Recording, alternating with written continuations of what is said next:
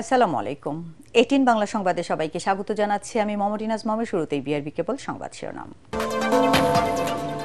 ঢাকায় পাকিস্তানের উপপ্রধানমন্ত্রী ইসহাক দারের সাথে বিএনপি, জামায়াত ও এনসিপির বৈঠক, ৭১ ইস্যু সহ অমীমাংসিত বিষয় নিয়ে আলোচনা। সরকার অনৈতিক কোনো চাপ দিলে পদত্যাগের হুমকি, সিএসির ভোট কেন্দ্র দখলের চেষ্টা করলে নির্বাচন বাতিল। পিআর পদ্ধতি নিয়ে বিতর্ক রাজনৈতিক।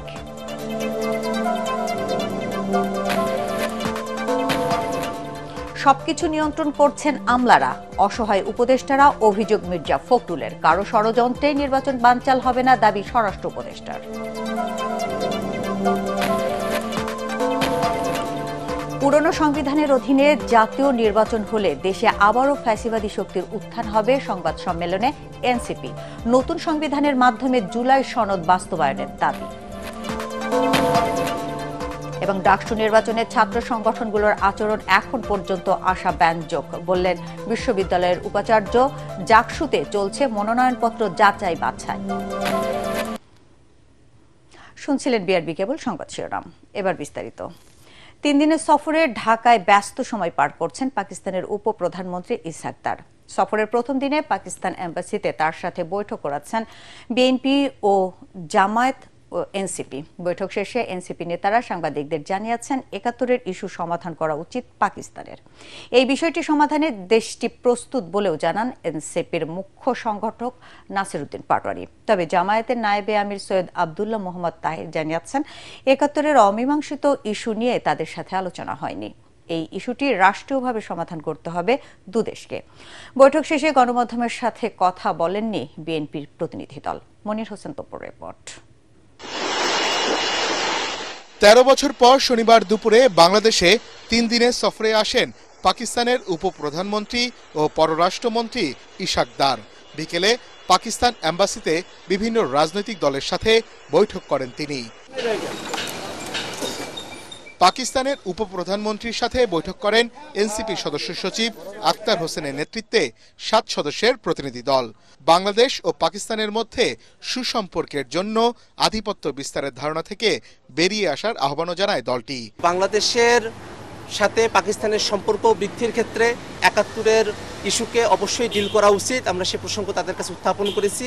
এবং বাংলাদেশের সাথে পাকিস্তানের শিক্ষায়, তারপরে অর্থনীতিতে এবং সংস্কৃতিতে যে সম্পর্ক উন্নয়নের জায়গাগুলো রয়েছে সেই জায়গাগুলোর বিষয়ে আমরা তাদের সঙ্গে কথাবার্তা বলেছি। আমরা তাদেরকে বলেছি ৭১ ইস্যুটা দ্রুত সলভ করা উচিত। তারা বলেছে তারা এটাতে অগ্রগামী এবং দে আর রেডি টু ডু ইট। জামাতে ইসলামীর 5 সদস্যের প্রতিনিধি দলও বৈঠক করেন পাকিস্তানের উপপ্রধানমন্ত্রী ও পররাষ্ট্রমন্ত্রী ইসহাক দারের সাথে। অমীমাংসিত বিষয়গুলো মীমাংসা করে আঞ্চলিক বাণিজ্য উন্নয়ন ও সার্ক সক্রিয় করার জন্য দেশটির প্রতি আহ্বান জানিয়েছে জামাতে ইসলামী। আমরা কোনো কথাই উঠে এসব বিষয় হচ্ছে যে দুটি সরকারের আলোচনার বিষয়। আমরা আশা করি সরকার সেগুলো আলোচনা করবে। জাতীয় নির্বাচন কখন কিভাবে হবে সেটা প্রাসঙ্গিকভাবে আসছে, এটা নিয়ে তেমন আলোচনা হয়নি। এ সময় প্রতিবেশী সব দেশের সাথেই সুসম্পর্ক বজায় রাখার উপর গুরুত্ব দেন জামাতের নায়েবে আমির সৈয়দ আব্দুল্লাহ মোহাম্মদ তাহের। পরে বিএনপি মহাসচিব মির্জা ফখরুল ইসলাম আলমগীরের নেতৃত্বে প্রতিনিধি দল পাকিস্তানের উপপ্রধানমন্ত্রী ও পররাষ্ট্রমন্ত্রীর সাথে বৈঠক শেষে গণমাধ্যমের সাথে কথা বলেনি। মনির হোসেন তপু, এটিএন বাংলা, ঢাকা। সরকারের তরফ থেকে অনৈতিক কোনো চাপ এলে পদত্যাগের হুমকি দিয়েছেন প্রধান নির্বাচন কমিশনার এএমএম নাসির উদ্দিন। রাজশাহীতে নির্বাচনী কর্মকর্তাদের সঙ্গে মতবিনিময় সভায় তিনি আরও বলেন, ভোট কেন্দ্র দখলের চেষ্টা করলে নির্বাচন বাতিল করা হবে। পিআর পদ্ধতিতে নির্বাচন সংবিধানে নেই উল্লেখ করে সিএসি বলেন, এ নিয়ে বিতর্ক রাজনৈতিক। বিস্তারিত জানাচ্ছেন একরামুল হক সায়েম। ত্রয়োদশ জাতীয় সংসদ নির্বাচন আয়োজন নিয়ে রাজশাহীতে নির্বাচনী কর্মকর্তাদের সাথে মতবিনিময় করেন প্রধান নির্বাচন কমিশনার এএমএম নাসির উদ্দিন। এ সময় তিনি বলেন, ভোট ঘনিয়ে আসতে উন্নতি হবে আইনশৃঙ্খলা পরিস্থিতির। ভোট বাক্স দখল সহ অনিয়মকারীদের বিরুদ্ধে কঠোর হওয়ার নির্দেশ দেন কর্মকর্তাদের। ভোট কেন্দ্র দখলের ইতিহাস বলে যান, ভোটের বাক্স দখলের নিয়ম যদি থাকে আপনারা দয়া করে সরে আসুন এই নিয়ম থেকে। আমরা অত্যন্ত কঠোর অবস্থানে থাকবে, দাঁত ভাঙা জবাব দিতে হবে। তারা ঘুঘু দেখেছে, ফাঁদ দেখে নাই। এবার ফাঁদ দেখবে তারা, যারা মনে করে যে আমরা এই যে কেন্দ্র দখল করে জিতবো, বাক্স দখল করে জিতবো, সেই সুযোগ ইনশাল্লাহ তারা পাবে না। ক্যান্সেল করে দেবো পুরা, যদি এরকম যে অনিয়ম দেখি যে একটা পুরা কেন্দ্রে, পুরো একটা কনস্টিটিউয়েন্সিতে গোলমাল হয়েছে, কেউ ভোট কেন্দ্র দখল করে এই ধরনের যে অবস্থা সৃষ্টি করেছে, পুরা কনস্টিটিউয়েন্সি আমরা ক্যান্সেল করে দিব। পিয়ার পদ্ধতিতে নির্বাচনের বিধান সংবিধানে নেই উল্লেখ করে সিইসি বলেন, এ নিয়ে বিতর্কের সমাধান রাজনৈতিকভাবেই করতে হবে। আমরা শাসনতন্ত্র এবং আইন দ্বারা গাইডেড, এর বাইরে আমরা যেতে পারি না। যদি এইরকম কোনো আইন হয়, পিয়ার পদ্ধতিতে হবে, ওই জন্য কোনো আইন হয়, শাসনতন্ত্র যদি পরিবর্তন হয়, সেটা একটা ভিন্ন প্রসঙ্গ। এটা এখনো রাজনৈতিক আলোচনার পর্যায়ে আছে, তর্ক বিতর্কের পর্যায়ে আছে, এটা রাজনীতিবিদদের ব্যাপার। বর্তমান নির্বাচন কমিশন কোনো পক্ষপাতিত্ব করছে না জানিয়ে প্রধান নির্বাচন কমিশনার বলেন, সরকারের কোনো অনৈতিক চাপ মানবে না ইসি। একটা সুষ্ঠু, সুন্দর, গ্রহণযোগ্য নির্বাচনের জন্য যে প্রতিশ্রুতি জাতিকে আমরা দিয়েছি, সর্বশক্তি দিয়ে, যতক্ষণ আমাদের সেন্স আছে, সর্বশক্তি দিয়ে নিরপেক্ষভাবে, প্রফেশনালি, একদম পেশাগত দক্ষতার সাথে ইনশাল্লাহ আমরা এটা মোকাবেলা করব। দেশ জাতি আমাদের দিকে তাকিয়ে আছে, ইতিহাস আমাদের দিকে তাকিয়ে আছে। এ সময় সিইসি আরো জানান, আগামী 2 সপ্তাহের মধ্যে প্রকাশ করা হবে চূড়ান্ত ভোটার তালিকা। ইকরামুল হক সায়েম, এটিএন বাংলা, ঢাকা। উপদেষ্টারা অনেক ক্ষেত্রে অসহায়, এখনো আমলারাই সবকিছু নিয়ন্ত্রণ করছে বলে অভিযোগ করেছেন বিএনপি মহাসচিব মির্জা ফখরুল ইসলাম আলমগীর। জাতীয় প্রেস ক্লাবে এক সেমিনারে তিনি বলেন, বিচ্ছিন্নভাবে ও জোড়াতালি দিয়ে কোনো পরিবর্তন সম্ভব না, প্রয়োজন সুনির্দিষ্ট লক্ষ্য পরিকল্পনা। বিএনপি মহাসচিব বলেন, সংস্কারের যে সূচনা হয়েছে, কমিশন ও রাজনৈতিক দলগুলোকে মিলে দেশের স্বার্থে তা এগিয়ে নিতে হবে। রিপোর্ট মইনুল হাসানের। সামাজিক সুরক্ষা কতটা সুরক্ষিত, এমন প্রশ্নের উত্তর খুঁজতে সেমিনারের আয়োজন করে সামাজিক সংগঠন অর্পণ আলোক সংঘ। জাতীয় প্রেস ক্লাবে অনুষ্ঠানে রাজনীতিবিদ, সাংবাদিক, অর্থনীতিবিদ সহ পেশাজীবী নেতারা অংশ নেন। 1 বছর পার হলেও নানা কারণে 24-এর গণ অভ্যুত্থানের আকাঙ্ক্ষার বিপরীতে হাঁটছে দেশ, এমন হতাশার কথা উঠে আসে আলোচনায়। সবকিছুই প্রায় পুরনো পদ্ধতিতে চলছে, এটা হচ্ছে হতাশার দিক। আশার দিক হচ্ছে যে মানুষ হবে যে আগামী দিনে একটি সত্যিকার নির্বাচন হবে, অন্তর্ভুক্তিমূলক নির্বাচন হবে, যেখানে সব মানুষ ভোটাধিকার প্রয়োগ করতে পারবে। শুধু সরকার না, সেই সংসদ জনগণের আশা আকাঙ্ক্ষা পূরণ করবে। অভ্যুত্থান সমস্ত রাজনৈতিক দলের সামনে এই চ্যালেঞ্জ হাজির করেছে। বিএনপি মহাসচিব মির্জা ফখরুল ইসলাম আলমগীর বলেন, বাংলাদেশের সবচেয়ে বড় সমস্যা দুর্নীতি। পতিত স্বৈরাচার সরকারের সময় রাষ্ট্রীয় সব প্রতিষ্ঠানকে ধ্বংস করে দেয়া হয়েছে। সেক্রেটারিয়েটে গেলে ওই যে আমলারা বসে আছে, তারাই সবকিছু নির্ধারণ করেন। আমাদের উপদেষ্টা যারা দায়িত্ব পালন করছেন এখন, অনেক ক্ষেত্রে তারা অসহায়। বিচ্ছিন্নভাবে জোড়াতালি দিয়েও কোনো কিছু হবে না, একটা সুনির্দিষ্ট উদ্দেশ্য, লক্ষ্য নিয়ে এগোতে হবে, যে আমাদের ঐক্যবদ্ধ থেকে এই সব কিছুর ঊর্ধ্বে উঠে, একটা দুর্নীতির ঊর্ধ্বে উঠে আমাদেরকে আমাদের ভবিষ্যৎ তৈরি করার জন্য কাজ করতে হবে। দেশ এখন নির্বাচনমুখী দাবি করে তিনি বলেন, জবাবদিহিমূলক সরকার প্রতিষ্ঠায় নির্বাচিত জনপ্রতিনিধিদের দ্বারা দেশ পরিচালনার কোনো বিকল্প নেই। আমি যদি একটা জনপ্রতিনিধিত্বমূলক সরকার গঠন করতে পারি, আমি যদি একটা সুষ্ঠু নির্বাচন করতে পারি, সুষ্ঠু নির্বাচন করে আমি যদি ইউনিয়ন পরিষদ, উপজেলা পরিষদ, পার্লামেন্ট গঠন করতে পারি, তাহলে সেখানে আমি জনগণের কাছে জবাবদিহিতামূলক একটা ব্যবস্থা তৈরি করতে পারবো।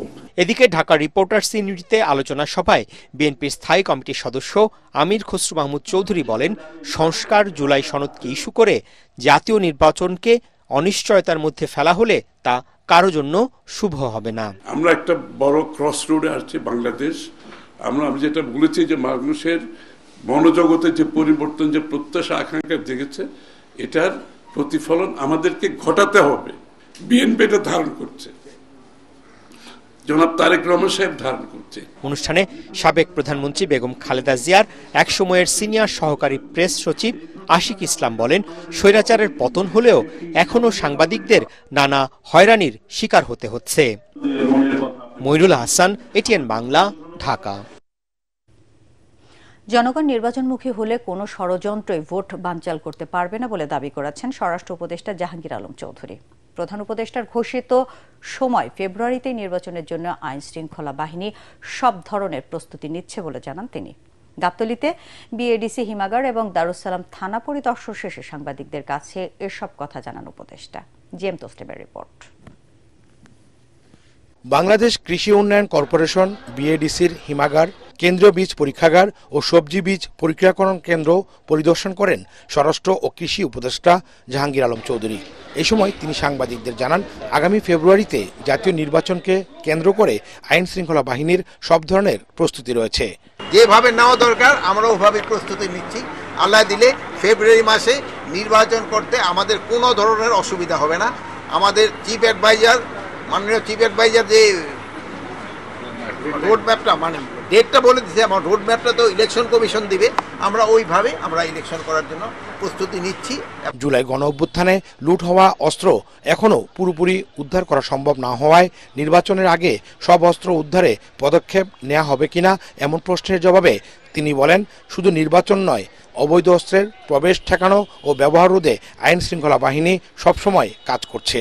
আজকেও কিন্তু অস্ত্র উদ্ধার হয়েছে। অস্ত্র উদ্ধার কিন্তু একটা চলমান প্রক্রিয়া, এটা কিন্তু ডেইলি অস্ত্র উদ্ধার হচ্ছে। ইলেকশনের আগে আমরা আশা করতেছি প্রায় অস্ত্র আমরা উদ্ধার করে ফেলব। দেশের সীমান্ত আগের চেয়ে এখন অনেক বেশি সুরক্ষিত বলেও মন্তব্য করেন স্বরাষ্ট্র উপদেষ্টা। বৃষ্টির কারণে মাঠে সবজি নষ্ট হয়ে যাওয়ায় বাজারে দাম বাড়ছে বলেও জানান তিনি। GM Taslim, ATN Bangla, Dhaka. পুরনো সংবিধানের অধীনে জাতীয় নির্বাচন হলে দেশে আবারও ফ্যাসিবাদী শক্তির উত্থান হবে। তাই নতুন সংবিধানের মাধ্যমে জুলাই সনদ বাস্তবায়নের দাবি জানিয়েছেন জাতীয় নাগরিক পার্টি এনসিপির সদস্য সচিব আক্তার হোসেন। বাংলা মোটরের দলটির অস্থায়ী কার্যালয়ে জুলাই সনদের খসড়া নিয়ে সংবাদ সম্মেলনে তিনি এসব কথা বলেন। নতুন সংবিধান প্রণয়নের মধ্য দিয়েই সাংবিধানিক সংকট সমাধান সম্ভব বলেও জানানো হয় সংবাদ সম্মেলনে। রিপোর্ট করছেন ঐশী গোস্বামী প্রমা। জুলাই সনদের খসড়া নিয়ে এনসিপির পর্যবেক্ষণ জানাতেই রাজধানীর বাংলা মোটরে দলটির অস্থায়ী কার্যালয়ে এই সংবাদ সম্মেলন। সংবিধানের বিষয় রাখতে সংবাদ সম্মেলনে জাতীয় নাগরিক পার্টি এনসিপির সদস্য সচিব আক্তার হোসেন বলেন, পুরনো সংবিধানের অধীনে জাতীয় নির্বাচন হলে দেশে আবারও ফ্যাসিবাদী শক্তির উত্থান হবে। গণপরিষদ নির্বাচনের দাবি জানানো হয় সংবাদ সম্মেলনে।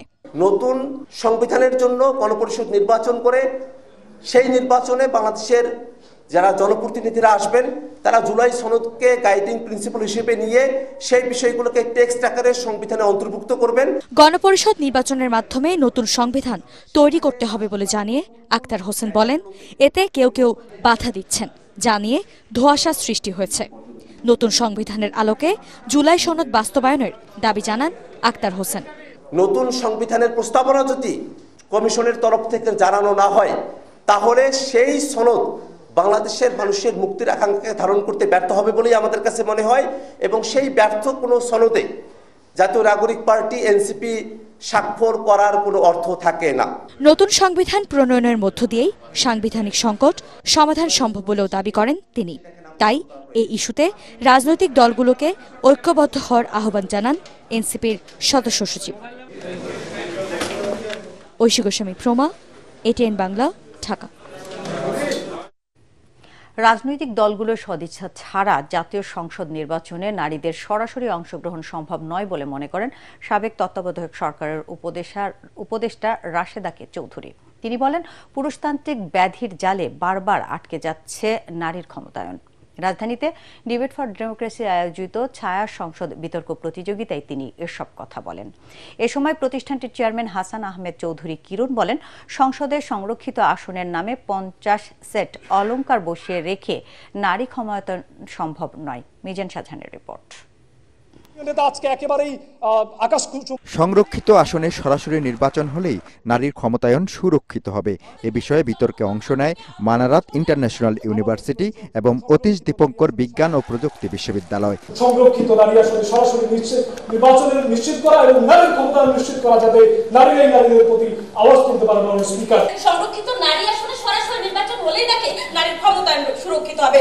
বিতর্কের মূল্যায়ন পর্বে সাবেক তত্ত্বাবধায়ক সরকারের উপদেষ্টা রাশেদা কে চৌধুরী বলেন, শুধু অংশগ্রহণ দিয়ে ক্ষমতায়ন হয় না, দরকার অংশীদারিত্ব। নারীকে বাদ দিয়ে নারীর বিষয়ে কোনো সিদ্ধান্ত নয়, কিন্তু আমরা তো নিচ্ছি।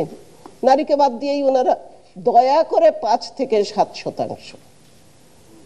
এটা এত বছর পরে এটা কি দয়া দাক্ষিণ্যের বিষয় হলো নারীর জন্য? এ সময় ছায়া সংসদের স্পিকার ও ডিবেট ফর ডেমোক্রেসির চেয়ারম্যান হাসান আহমেদ চৌধুরী কিরণ বলেন, সংরক্ষিত আসন নিয়ে অতীতে মনোনয়ন বাণিজ্য হয়েছে, পরিবারতন্ত্রের কাছে পরাস্ত হয়েছে যোগ্যতা। সংরক্ষিত নারী আসনে 50 সেট অলংকারকে বসিয়ে রেখে নারীর অধিকার সুরক্ষা করা সম্ভব নয় এবং ক্ষমতায়ন বাস্তবায়ন করা সম্ভব নয়। আমরা বিগত নির্বাচনে দেখেছি যে এই 50 সেট অলংকারের মধ্যে বেশিরভাগই তারা হাতে তালি দেওয়া বা হানা ভোট দেওয়া ছাড়া তাদের আর কোনো কাজ সেখানে ছিল না। নারীদের যৌক্তিক দাবি না মানলে জাতীয় ঐকমত্য কমিশন ঘেরাওয়ের কর্মসূচি এখনো বহাল আছে বলে জানিয়েছেন রাশেদা কে চৌধুরী। আর হাসান আহমেদ চৌধুরী কিরণ বলেন, ঐকমত্য কমিশনে নারী সদস্য না থাকাটা দুঃখজনক। আমরা ঐকমত্য কমিশনের কথা বলি, তাদের চেষ্টা থাকা সত্ত্বেও তারা কিন্তু 33% নারী নমিনেশন দেওয়ার কথা সেখানে উত্থাপন করেছিলেন, তারা নারীদেরকে সরাসরি নির্বাচনের কথা উত্থাপন করেছিলেন। কিন্তু রাজনৈতিক দলগুলো যেহেতু ঐক্যমত আসতে পারেনি, সে কারণে কিন্তু ঐক্যমত্য কমিশনকে সেখানে গুরুত্বপূর্ণ কোনো ভূমিকা নিয়েও তারা কোনো কিছু করতে পারেনি বলে আমরা দেখতে পেয়েছি। বিএনপি, জামায়াতে ইসলাম, রাজনৈতিক আর একটা শক্তি এনসিপি, ইসলামিক দলগুলো এবং একই সাথে বাম দলগুলোর সাথে ঐক্যমত কমিশনের পাশাপাশি যদি আমাদের এই নারী নেত্রীরা তারা বসবার চেষ্টা করেন, তাহলে আমি মনে করি একটা সুরা হয়ে যাবে। রাজনৈতিক দলগুলোই সিদ্ধান্ত নেবেন, কিন্তু তারা তো আগামীতে আসবেন সরকারে কোনো না কোনো দল, কিন্তু তারা নারীর বিষয়টি, অর্ধেক জনগোষ্ঠীর বিষয়টি তারা যাতে সক্রিয় বিবেচনায় রাখেন, সেটাই আমাদের সবচেয়ে বড় প্রত্যাশা তাদের কাছে। বিতর্কে বিজয়ী হয় সরকারি দল মানারাত ইন্টারন্যাশনাল ইউনিভার্সিটি। পরে বিজয়ীদের হাতে পুরস্কার তুলে দেন অতিথিরা। মিজান শাহজাহান, এটিএন বাংলা, ঢাকা। যে কোনো বিবেচনায় ডাকসু নির্বাচন আয়োজন চ্যালেঞ্জিং বলে মন্তব্য করেছেন ঢাকা বিশ্ববিদ্যালয়ের উপাচার্য অধ্যাপক ডক্টর নিয়াজ আহমেদ খান। এখন পর্যন্ত ছাত্র সংগঠনের আচরণে সন্তুষ্ট বলে মন্তব্য করেন তিনি। টিএসসিতে এক অনুষ্ঠানে ভিসি বলেন, ছাত্র সংগঠনের সহযোগিতা থাকা পর্যন্ত ডাকসু আয়োজন চলমান থাকবে। এদিকে ডাকসু নির্বাচনের ত্রুটিপূর্ণ তথ্যের কারণে 47 প্রার্থীদের আপিলের শেষ দিনে 34 জন আপিল করেছে। যাচাই বাছাই শেষে 26 আগস্ট চূড়ান্ত প্রার্থী ঘোষণা করবে আপিল নিষ্পত্তি কমিশন। আরও জানাচ্ছেন মুশফিকুর রহমান। নির্বাচনের আমেজ পুরো ক্যাম্পাস জুড়ে। ডাকসু নির্বাচনে আনুষ্ঠানিক প্রচারণা শুরু হবে আগামী মঙ্গলবার চূড়ান্ত প্রার্থী তালিকা ঘোষণার পর। তবে এখন থেকেই বিভিন্ন প্যানেলের প্রার্থীরা হলে হলে গিয়ে শিক্ষার্থীদের সাথে কুশল বিনিময় করছেন। শিক্ষার্থীদের সমস্যা চিহ্নিত করে আগামীতে সমাধানে কী পদক্ষেপ নেওয়া যায় তা নিয়ে হলের শিক্ষার্থীদের সাথে কথা বলেছেন ছাত্র দলের ভিপি প্রার্থী আবিদুল ইসলাম খান। প্রত্যেকটা হলে এবং বিশ্ববিদ্যালয়ে যে গ্রুপগুলো আছে সেই গ্রুপগুলোকে অথেন্টিক ছাড়া আপনি যদি আমার সমালোচনা করতে চান, আপনি আমার ওপেনলি সমালোচনা করেন, কিন্তু আপনি অ্যানোনিমাস ভোট আইডি দিয়ে আমার বিরুদ্ধে আপনি এগেনস্টে পোস্ট দিবেন, আবার আমি যখন তার এগেনস্টে হচ্ছে যে পোস্ট দিচ্ছি, সত্যটা তুলে ধরার চেষ্টা করতেছি, আমার পোস্টটাকে আপনি ডিরেক্ট ডিলিট করে দিচ্ছেন। ভাই, এভাবে তো নির্বাচনী পরিবেশ হয় না ভাই। অন্যদিকে সুষ্ঠু নির্বাচনের জন্য সকলের সহযোগিতা চেয়েছেন ঢাকা বিশ্ববিদ্যালয়ের উপাচার্য অধ্যাপক নিয়াজ আহমেদ খান। সবাইকে সাথে নিয়ে সমস্ত অংশীজনদের সাথে সিস্টেম্যাটিক আলোচনা করে 70টির বেশি মিটিং আলোচনার পরে আমরা এতটুকু এগিয়েছি। সবাই যতক্ষণ আমার সাথে থাকবেন ততক্ষণ এই প্রক্রিয়া চলবে। যখন আপনি হাত ছেড়ে দিবেন, আমি সবাইকে ডেকে এনে বলে ঠিক কোন পর্যায়ে আছে সেটা আপনাকে জানি। এদিকে ঢাকা বিশ্ববিদ্যালয়ের কেন্দ্রীয় ছাত্র সংসদ ডাকসু নির্বাচনের তথ্যে গরমিল ও নানা ত্রুটির কারণে যাদের মনোনয়ন স্থগিত করা হয়েছে তাদের মধ্যে শনিবার 34 জন আপিল করেছেন। আজকে তো লাস্ট ডেট ছিল আপিলের, এই পর্যন্ত 34 জন তাদের মনোনয়নপত্রগুলো ফেরত পাওয়ার জন্য আপিল করেছে। আমরা আগামীকাল আপিল নিষ্পত্তি কমিটির বৈঠক আছে, আমরা সব আবেদনগুলো ওই কমিটির কাছে পাঠিয়ে দেব। কমিটি যাদেরকে বৈধ মনে করবে তাদেরকে দিয়ে দেব। নির্বাচনী আচরণবিধি নিয়ে কড়া নির্দেশনার কথা জানান ডাকসুর চিফ রিটার্নিং অফিসার। আচরণবিধি লঙ্ঘনের প্রমাণ মিললে প্রার্থিতা বাতিল হতে পারে বলেও সতর্ক করে দেন তিনি। আমরা ফরমালি কোনো লিখিত অভিযোগ পাইনি, হয়তো আপনাদের মাধ্যমে টুকটাক অভিযোগ পাচ্ছি। আমরা এরপরে সতর্ক করার জন্য আমরা আবার বিজ্ঞপ্তি দিচ্ছি, অন্তত যথাযথভাবে আচরণবিধিগুলো যাতে মেনে চলা হয়। আগামী 26 তারিখে যাতে তারা ফুল প্লেজে যাতে প্রচারণা শুরু করে, আমরা সেই নির্দেশনা তাদেরকে দিচ্ছি। ডাকসুর নির্বাচিত প্রতিনিধিরা হবেন শিক্ষার্থী বান্ধব, এমনটাই প্রত্যাশা শিক্ষার্থীদের। মুশফিকুর রহমান, এটিএন বাংলা, ঢাকা। এদিকে জাহাঙ্গীরনগর বিশ্ববিদ্যালয়ের কেন্দ্রীয় ছাত্র সংসদ জাকসু নির্বাচনের মনোনয়নপত্র যাচাই বাছাই চলছে। আগামী সোমবার খসড়া প্রার্থী তালিকা প্রকাশ করবে নির্বাচন কমিশন।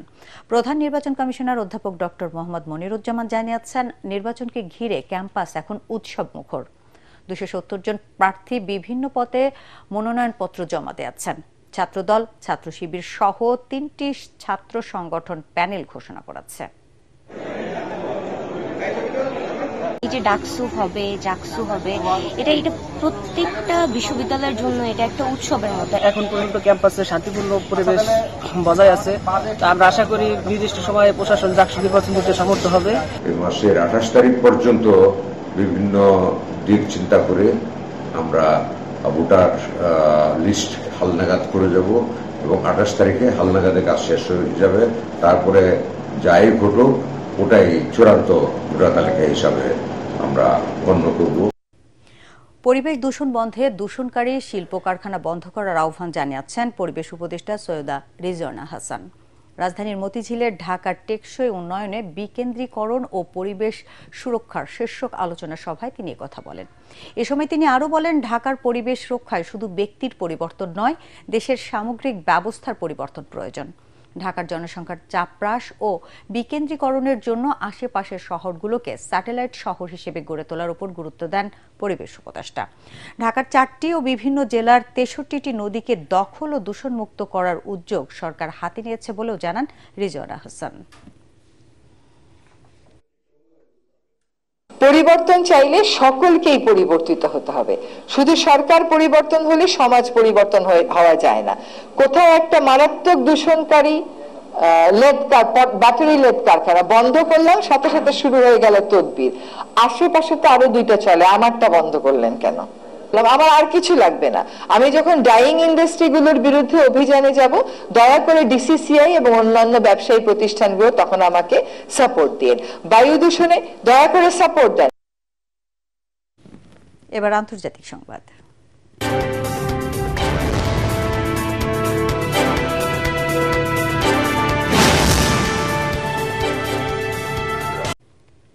ভারতে ক্রমবর্ধমান ভাষাগত অসহিংসতা নিয়ে উদ্বেগ প্রকাশ করেছেন নোবেল বিজয়ী অর্থনীতিবিদ অমর্ত্য সেন। তিনি বলেন, বাংলাভাষী হওয়ার কারণে তাকেও বাংলাদেশে পাঠিয়ে দেওয়া হতে পারে। কলকাতার সল্টলেকে এক আলোচনা সভায় দেশটির বিভিন্ন রাজ্যে বাংলাভাষী মানুষের প্রতি বিরূপ আচরণ নিয়ে নিজের মন্তব্য তুলে ধরেন 91 বছর বয়সী অর্থনীতিবিদ। তিনি জোর দিয়ে বলেন, বাংলা ভাষা ও সংস্কৃতির ইতিহাস তুলে ধরা দরকার। সম্মান যদি না থাকে তবে প্রতিবাদ করতে হবে। ভারতে জাতীয় ভোটার তালিকার সংশোধনে বাংলা ভাষীদের চলছে ধরপাকড়।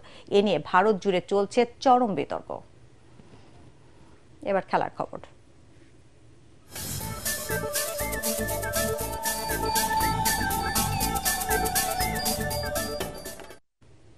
তিন বছর পর বাংলাদেশ টি-20 দলে জায়গা পেয়েছেন নুরুল হাসান সোহান। দীর্ঘ সময় দলের বাইরে থাকলেও নির্বাচকরা আস্থা রেখেছেন অভিজ্ঞ এই উইকেট কিপার ব্যাটারের ওপর। মিরপুর শেরেবাংলা স্টেডিয়ামে প্রধান নির্বাচক গাজী আশরাফ হোসেন লিপু জানান, মিডল অর্ডারে সোহান ভালো চয়েস হতে পারে।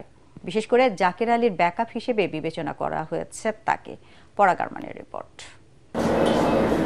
নেদারল্যান্ডসের বিপক্ষে সিরিজ এবং এশিয়া কাপকে সামনে রেখে বাংলাদেশ টি-20 দলে পরিবর্তন এনেছেন নির্বাচকরা। প্রায় 3 বছর পর দলে ফেরানো হয়েছে নুরুল হাসান সোহানকে। একই সঙ্গে সুযোগ পেয়েছেন সাইফ হাসানও।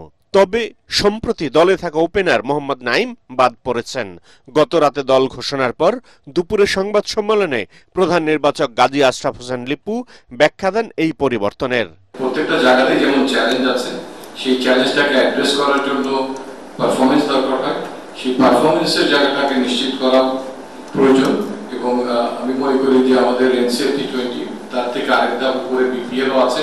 এই ফর্মেটের জন্য অনেককে সেখানে তার ঠিক ডিজায়ারেবল পজিশনে খেলার অনেক বেশি সুযোগ থাকবে এবং নিজেদেরকে তুলে ধরার সুযোগ থাকবে। আগামী 9 সেপ্টেম্বর থেকে সংযুক্ত আরব আমিরাতে শুরু হবে এশিয়া কাপের আসর।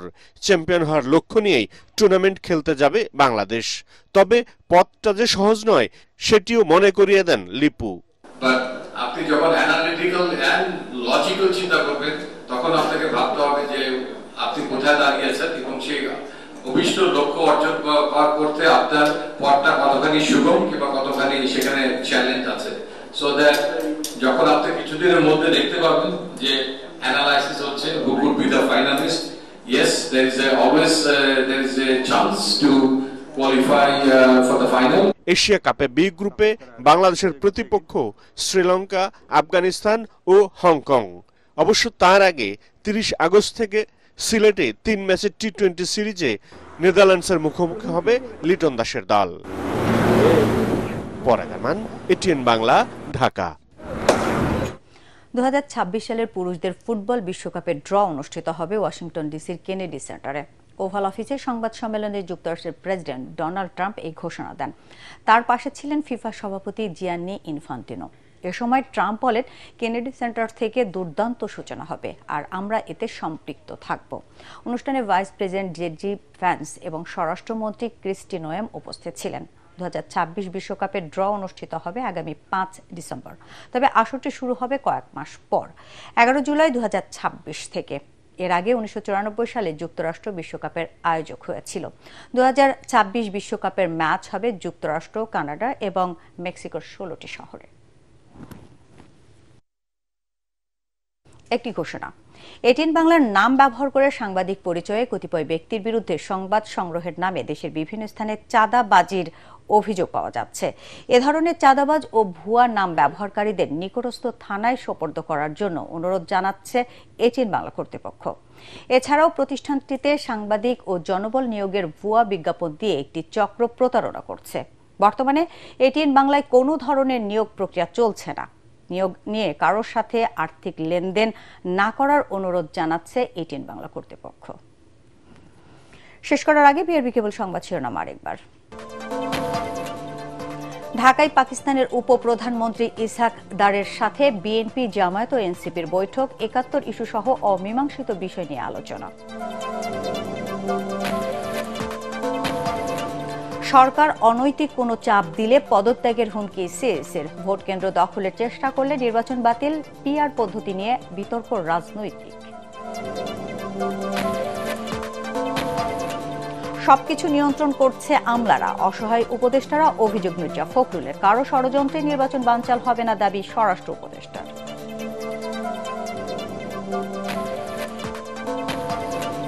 পুরনো সংবিধানের অধীনে জাতীয় নির্বাচন হলে দেশে আবারও ফ্যাসিবাদী শক্তির উত্থান হবে। সংবাদ সম্মেলনে এনসিপি। নতুন সংবিধানের মাধ্যমে জুলাই সনদ বাস্তবায়নের দাবি। এবং ডাকসু নির্বাচনে ছাত্র সংগঠনগুলোর আচরণ এখন পর্যন্ত আশাব্যঞ্জক, বললেন বিশ্ববিদ্যালয়ের উপাচার্য। ডাকসুতে চলছে মনোনয়নপত্র যাচাই বাছাই। দর্শক, পরবর্তী সংবাদ দেখার আমন্ত্রণ জানিয়ে এখনকার মতো শেষ করছি। এটিএন বাংলা সংবাদ ইউটিউবে দেখতে ব্রাউজ করুন youtube/ATN Bangla News। ধন্যবাদ সবাইকে।